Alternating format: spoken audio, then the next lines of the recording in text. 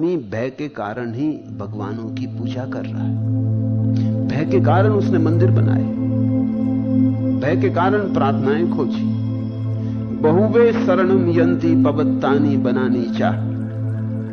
कभी वृक्ष की पूजा करता है, कभी पत्थर की पूजा करता है, लेकिन गौर से देखना, कभी मंदिर में मूर्ति रख के पूजा करता है, कभी मस्जिद में बिना मूर्ति के पूजा करता है, लेकिन गौर से देखना, मंदिर में कि मस्जिद में कि गुरुद्वारे में कि चैत्यालय में कि शिवालय में कि गिरजे में आदमी भय के कारण ही घुटने टेके खड़ा है। और बुद्ध कहते हैं जो भय के कारण घुटने टेके खड़ा है वो सत्य को कभी भी न जान पाएगा। नेतम खो शरणम खेमम नेतम शरणमुत्तमम नेतम शरणमागम सब दुखा पमुच्यति। ये उत्तम शरण नहीं, ये मंगलदायी शरण नहीं, क्योंकि इन शरणों में जाकर सब दुखों से मुक्ति नहीं मिलती। यह सूत्र एक विशिष्ट परिस्थिति में बुद्ध ने कहा। कब गाथा कही उसे समझ लें। कौशल नरेश प्रसेनजित के पिता का अग्निदत्त नामक ब्राह्मण पुरोहित था। जब कौशल नरेश के पिता का देहांत हो गया तब वह कौशल नरेश के सत्कार सम्मान करने पर भी घर बार छोड़कर परिव्राजक बन गया। वह पंडित अग्निदत्त, उसके पांडित की कीर्ति तो चारों ओर फैली ही थी। अब इस महात्याग ने तो सोने में सुगंध का काम किया। अतः वह थोड़े ही दिनों में हजारों शिष्यों से गिर गया। वह घूम घूम कर उपदेश देता, तीर्थों की शरण जाओ, पवित्र नद नदियों की शरण जाओ, मूर्ति मंदिरों की शरण जाओ, श्रुति स्मृतियों की शरण जाओ, यज्ञ विधि विधानों की शरण जाओ, ऐसे परम आनंद को उपलब्ध होगे। ऐसी उसकी शिक्षा थी। ना तो स्वयं आनंद को उपलब्ध हुआ था, ना उसे पता था कि आनंद को उपलब्ध होने का क्या मार्ग है। पंडित था बड़ा, शास्त्र पढ़े थे, विधि विधान यज्ञ का बोध था उसे, क्रियाकांडी था, शास्त्रों का उल्लेख कर सकता था, शास्त्रों के उदाहरण दे सकता था। स्मृति उसकी बड़ी प्रखर थी। सम्राट का पुरोहित था तो वैसे ही प्रतिष्ठित था, और जब सब त्याग कर दिया उसने तब तो उसकी प्रतिष्ठा का क्या कहना। हजारों लोग उसके शिष्य होने लगे। न केवल वो ये कहता कि नदी, पहाड़ों, मंदिरों, मूर्तियों, श्रुति स्मृतियों, शास्त्रों की शरण जाओ, वो बुद्ध के विपरीत भी कहता। बुद्ध के विपरीत कहने का कारण बिल्कुल साफ था, क्योंकि एक तो बुद्ध कहते न कोई ब्राह्मण है, न कोई शूद्र है, न कोई क्षत्रिय, न कोई वैश्य, आदमी बस आदमी है। तो अग्निदत्त को यह बात तो पसंद ना पड़ती, किसी ब्राह्मण को पसंद नहीं पड़ती, जब तक कि ब्राह्मण में थोड़ी समझ ना हो, क्योंकि उसका तो मजा ही यही है कि और कोई ब्राह्मण नहीं, मैं ब्राह्मण। और बुद्ध ने तो बड़ी अनूठी बात कही। बुद्ध ने तो कहा कि सब पैदा होते से शूद्र ही होते, सब शूद्र ही की तरह पैदा होते। ब्राह्मण तो कोई कभी बन पाता है जब ब्रह्म को जानता है। जो ब्रह्म को जान ले वो ब्राह्मण। ब्राह्मण कोई जन्म से नहीं होता, बोध से होता है। तो ब्राह्मणों को तो बहुत बात अखर रही थी। फिर बुद्ध कहते थे शास्त्रों में कुछ भी नहीं, वेदों में कुछ भी नहीं, जो है तुम्हारे चैतन्य में, जो है तुम में। ये बात भी बड़ी अखरने वाली थी।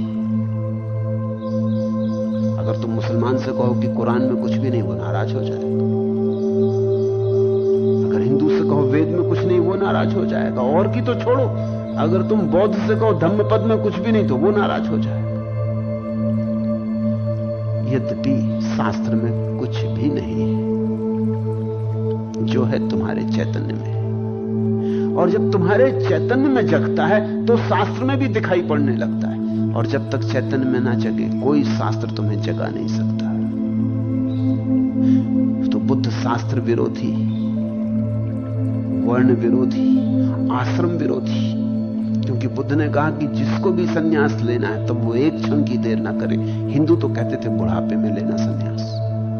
उन्होंने तो आश्रम बांट रखे थे, 25 साल तक ब्रह्मचारी रहो, फिर 25 साल तक ग्रस्त रहो, फिर 25 साल तक वानप्रस्थ रहो, फिर अगर बच रहे, 75 साल के बाद अगर बच रहे तो सन्यासी हो जाओ।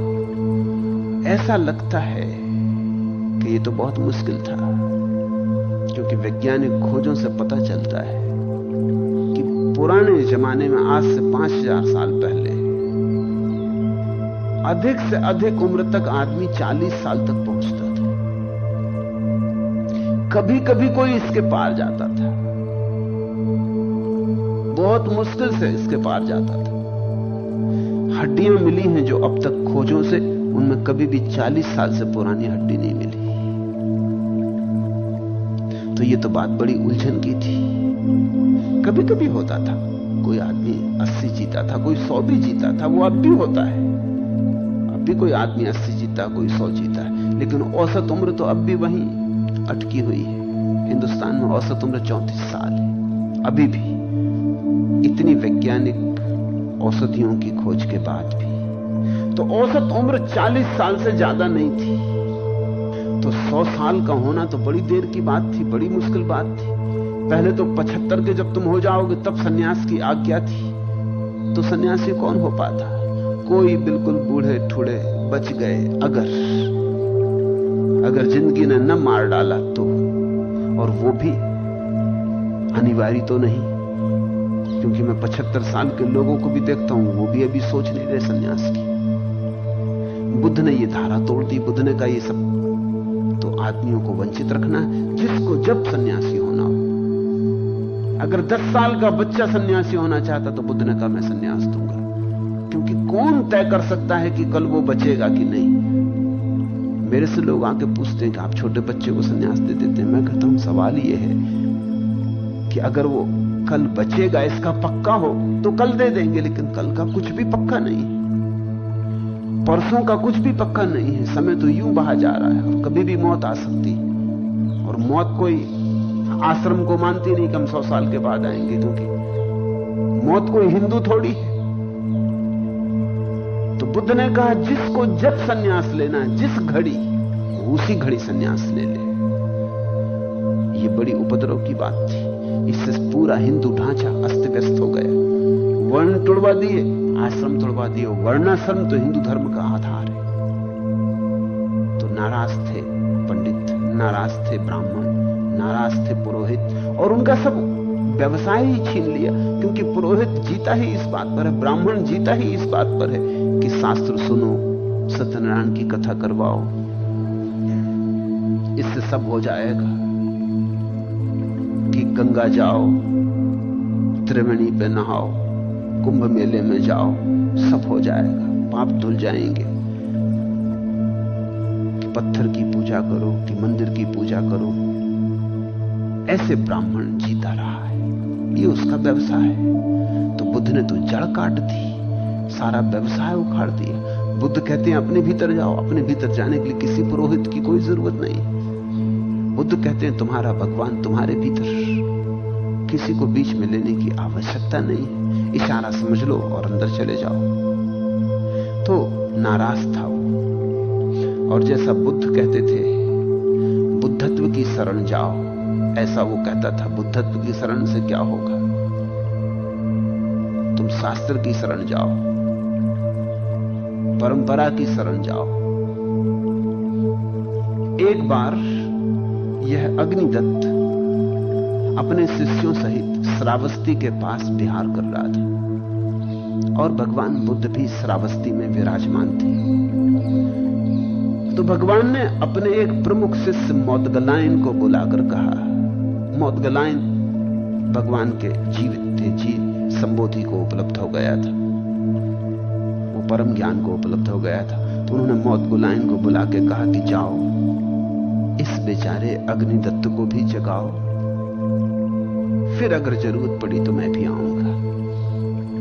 तो मोदगलायन गए, लेकिन सोयों को जगाना इतना आसान तो नहीं। फिर सोए हुए पंडित हो तो और भी मुश्किल, और फिर उनके पास शिष्यों की भीड़ हो तब तो करीब करीब असंभव। लेकिन भगवान ने कहा तो मोदगलायन गए। अग्निदत्त ने तो उनमें जरा भी रुचि न ली, उसने तो उनसे बैठने को भी न कहा। वो तो विवाद पर तैयार हो गया। वो तो विवाद करने ना आए थे, वो तो कोई संदेश देने आए थे, लेकिन वो संदेश सुनने को भी राजी ना था। ऐसे बातचीत में रात हो गई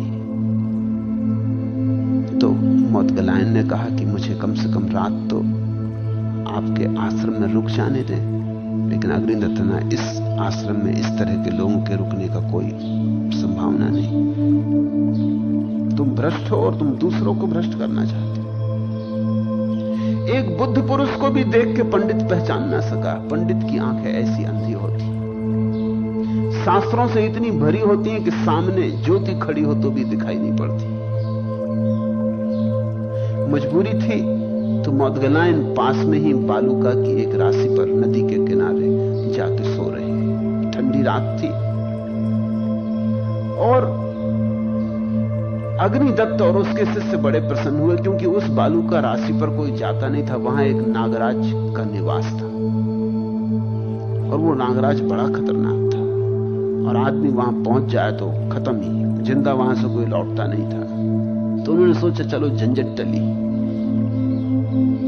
और ये भी कैसे आदमी को बुद्ध ने भेजा जिसको इतना भी बोध नहीं है, यहां मौत आएगी।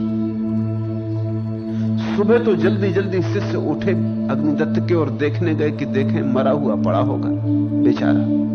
वहां जाके देखे तो चकित हो गए। वो तो ध्यान लगाए बैठे और नागराज अपना फन उनके ऊपर किए रक्षा कर रहा है। चकित भागे सभी शिष्य। अग्निदत्त अकेला रह गया, अपने आसन पर बैठा। उसे बड़ा बुरा भी लगा, बड़ी गिलानी भी हुई, उत्सुकता भी जगी। वो भी देखना चाहता था तो वैसा ही जैसे बच्चे होते हैं, कोई बोध तो उसे था नहीं। उत्सुकता कुतूहल वो भी पीछे से आया, चुपचाप आके देखा। हुआ चमत्कृत। मोदगलायन को देखकर जो जरा भी प्रभावित न हुआ था, वो भी इस चमत्कार को देख के प्रभावित हुआ। मूढ़ों के प्रभावित होने के अपने ढंग होते। सारे शिष्य मोदगलायन के चरणों में गिर पड़े। खैर अग्निदत्त इतना हिम्मत तो नहीं किया, लेकिन दुखी बहुत हुआ, नाराज भी बहुत मन में हुआ कि ये शिष्य उसके चरण में झुक रहे। तभी बुद्ध का आगमन हुआ। जब बुद्ध आके खड़े हो गए, मोदगलायन ने आंख खोली, वो उनके चरणों में गिरा। मोदगलायन अपने गुरु के चरणों में गिरा। तब तो शिष्य बड़े हैरान हुए। उन्होंने कहा कि जब ये शिष्य इतना चमत्कारी, तो इसके गुरु का क्या कहना। वो सब बुद्ध के चरणों में गिरे। अग्निदत्त ने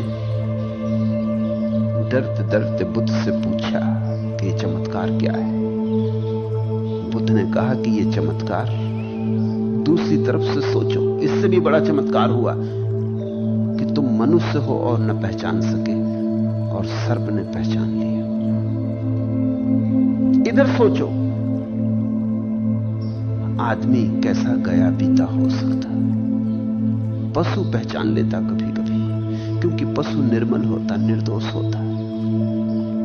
पशु को न तो वेद मालूम है, न पुराण मालूम है, न पशु हिंदू है, न मुसलमान है, न ईसाई है। पशु सरल है। ये नाग भी पहचान सका। ये तरंग जो मोदगलायन के आसपास है, ये नाग भी पहचान सका। और अक्सर नाग पहचान लेते हैं। इस बात को तुम चमत्कार ही मत समझना। ये कोई पहली दफे घटी घटना नहीं है। ये भारत में बहुत दफे घटी है। बहुत से जैन तीर्थंकरों के साथ घटी है। ये बहुत बार घटी है। नाग में कुछ खूबियां हैं। तुम चकित होगे ये बात जान के कि वैज्ञानिक कहते हैं कि नाग के पास कान नहीं होता। इसलिए पहले तो वैज्ञानिक बहुत हैरान हुए थे ये बात जान के कि जब मदारी अपनी तुरही बजाता है तो नाग फन क्यों हिलाने लगता है, क्योंकि उसके पास कान तो है ही नहीं। तो ध्वनि तो सुन ही नहीं सकता नाग तो बिल्कुल बहरा है, वज्र बहरा। ध्वनि तो उसके भीतर पहुंच ही नहीं सकती। तो वैज्ञानिक तो बड़े हैरान थे कि मामला क्या है। तो पहले तो उन्होंने सोचा कि शायद वो मदारी जो अपना सिर हिलाता है उसको देख के नाग भी सिर हिलाने लगता है, क्योंकि सुन तो सकता ही नहीं। तो फिर उन्होंने मदारियों से तुरही बजवाई और कहा कि सिर मत हिलाना और तुरही मत हिलाना। लेकिन नाग ने तब भी फन हिलाए। तब खोजबीन और आगे बढ़ी। अब तथ्य समझ में आ गया है, नाग के पास कान तो नहीं है, लेकिन उसका पूरा शरीर इतना संवेदनशील है कि ध्वनि को पकड़ता है। पूरा शरीर, ऐसा कहो कि उसका पूरा शरीर कान का काम करता है। कान भी है तो चमड़ी ही, हड्डी और चमड़ी। तुम्हारा छोटा सा कान सुनता है, उसका पूरा शरीर सुनता है। अलग से कान की उसे जरूरत नहीं है। यह नवीनतम खोज है। और भारत में यह अनुभव बहुत बार हुआ है कि बुद्ध पुरुषों के पास जहां आदमी नहीं पहचान पाए, वहां नाग पहचान गए। क्योंकि बुद्ध पुरुषों की जो तरंग है, उनके आसपास जो विद्युत है, वो जो सूक्ष्म लहर है, वो लहर नाग का पूरा शरीर पकड़ लेता है। वो मस्त हो जाता है, वो डूब जाता है। हिंदुओं ने इसलिए नाग की पूजा शुरू की, क्योंकि नाग अनूठा है। ऐसा कोई दूसरा पशु पक्षी या जानवर नहीं जैसा नाग। उसमें कुछ खूबियां हैं, और सबसे बड़ी खूबी यह है कि बुद्ध पुरुषों की पहचान की क्षमता है उसमें। जो बुद्ध पुरुषों को पहचान लेता हो, उसमें कुछ ना कुछ बुद्धत्व की किरण होनी चाहिए। बुद्ध ने कहा, पागल, तू इससे प्रभावित हो रहा है, लेकिन यह नहीं सोचता कि मौदगलायन तेरे पास आया, मैंने उसे भेजा, और तू अंधे की तरह रहा, तूने देखा नहीं। ऐसी अवस्था में अग्निदत्त किम कर्तव्य विमूढ़ बुद्ध के सामने खड़ा रह गया। एक मन झुकने का होने लगा, एक मन अकड़ने का। ब्राह्मण कैसे झुक जाए छत्री के पैर में? पंडित ज्ञानी अपने को मानता था, इतने शिष्य कैसे झुक जाए? लेकिन भीतर कोई चीज झुकने को भी होने लगी। तब बुद्ध ने पूछा कि अग्निदत्त, तेरी शिक्षा का सार क्या है? तू लोगों को क्या समझाता है? तो उसने अपना सूत्र दोहराया, तीर्थों की शरण जाओ, पवित्र नद नदियों की शरण जाओ, मूर्ति मंदिरों की शरण जाओ, श्रुति स्मृतियों की शरण जाओ, यज्ञ विधि विधानों की शरण जाओ, ऐसे परम आनंद को उपलब्ध होगे। बुद्ध ने कहा, पागल, इन शरणों से कोई कभी दुख से छुटकारा पाया है? तूने पाया? तू अपनी कह। तुझे दुख से छुटकारा मिला है? तेरे जीवन में आनंद की किरण उतरी है? और कम से कम एक बार बेईमानी मत कर। मैं तेरा साक्षी तेरे सामने खड़ा हूं। तूने सुख पाया है? और जो तुझे नहीं मिला, तो तेरी शिक्षा से दूसरों को कैसे मिल जाएगा? काश दुनिया के बहुत से गुरु इस बात को थोड़ा देख लें अपने भीतर, तो बहुत लोगों की भटकन बच जाए। तब बुद्ध ने ये गाथा कही